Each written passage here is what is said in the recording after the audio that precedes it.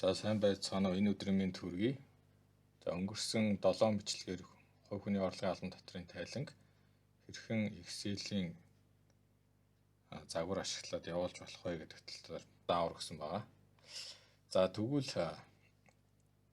тайлангаа илгээхэд асуудал үүсэж байна гэдэг талаар бас нэг бяцхан бичлэг оруулъя гэж бодлоо. За ингээд мэдээнүүдэд татаад за илгээгт хадгалаад илгээгт очиод харахад ийм хэрэг алдаа зааж байвал энийг яаж засах вэ талаар зөвлөгөө өгье.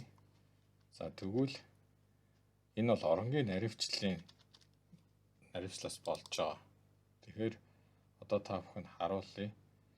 За энэ татвар ногдуулах орлогоос нийгмийн даатгалын шимтгэлийг хасаад ногдуулах орлого нь гарна. За тэгэхдээ оронгийн наривчлалаас болоод зөрж байгаа. За энийг одоо харуулъя. За ийм байна. Гарах ёстой. Гэтэл энэ хоёр маань хоорондоо ийм 0.1 0.1 гэсэн ийм бага зөрүү зурж чинь. Тэгэхээр энийг хуулж тавиад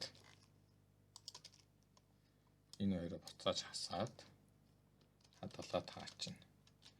За тэгээд буцаад мэдэн дээр очиод нэгээ устгаад мэдээгээ дахиад импортлчээ.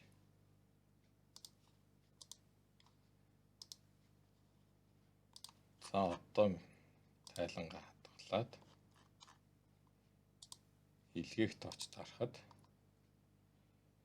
биднэрт ямар нэгэн алдаа өгөхгүй байна.